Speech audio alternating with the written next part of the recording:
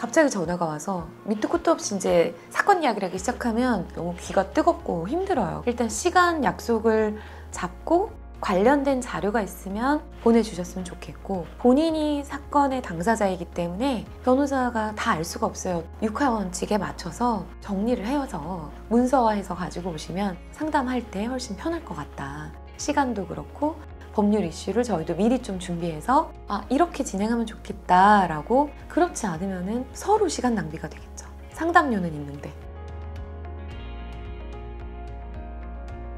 누구나 자기 입장에 있어서 그 사람이 말하는 게 100% 거짓말은 아니었지만 본인도 그게 맞다고 생각해서 변호사한테 말을 해놨는데, 알고 봤더니 상대방이 내는 녹취록이나 주장이 보면 저희 의뢰인이 말했던 것과는 다른 내용들이 있기도 합니다. 본인들의 내용을 솔직하게 말을 해주셔야 대책을 세울 수가 있는데, 그래서 저는 상담 과정도 사건을 정리하기 위해서 녹취를 하는 경우가 있어요. 상담하는 과정에 메모가 빠졌던 부분들을 추후에 보완도 할 수 있고, 저뿐만 아니라 저의 어쏘 변호사님들이 사실관계를 정리하거나 자료를 만들어야 되는 경우가 있는데, 본인이 말했던 거를 본인이 또 잊어버리고 그게 아니었다라고 또 딴소리를 하시는 경우도 있습니다. 기억이라는 게 자기의 입장에서 또 조작이 되기도 하는 것 같아요. 가급적 다 솔직하게 얘기를 해주시는 게 본인한테 도움이 되는 거니까. 살면서 변호사를 얼마나 자주 보시겠습니까?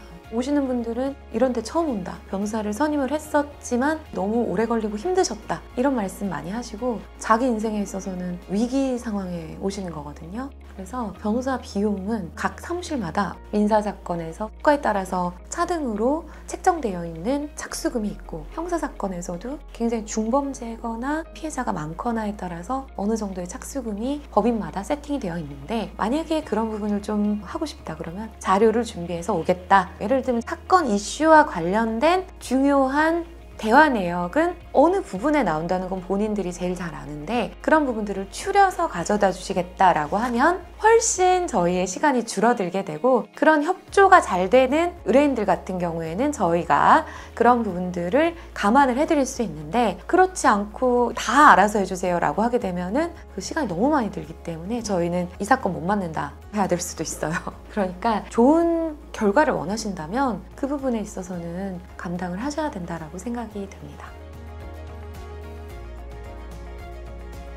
아프면 병원 가듯이 상담을 하는 것을 편하게 생각을 하시고 찾아오셨으면 좋겠어요. 그래서 사건의 초기 단계, 그리고 내가 이런 게 이상한 것 같은데 라고 했을 때 만약에 오게 된다면 나중에 큰일이 되기 전에 대처를 할 수가 있죠.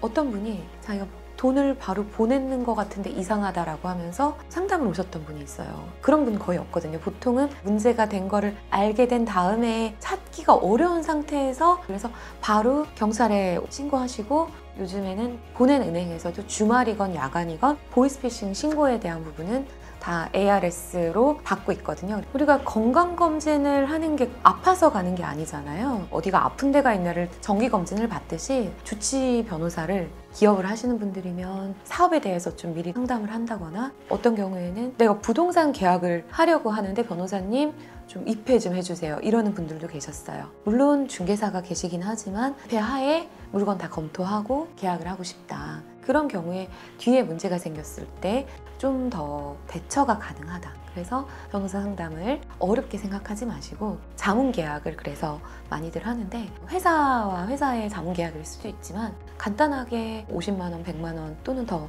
저렴한 비용으로도 자문계약을 해놓고 수시로 편하게 하시는 분들이 꽤 있습니다. 굉장히 바람직해 보이고, 그런 분들의 경우에는 밤낮이 없이 응대를 해드릴 수가 있거든요. 그래서 여러분들도 변호사를 좀 편하게 생각하시고 내 가까운 변호사를 만들어 놓으시고 친근하게 찾아주시면 좋을 것 같습니다.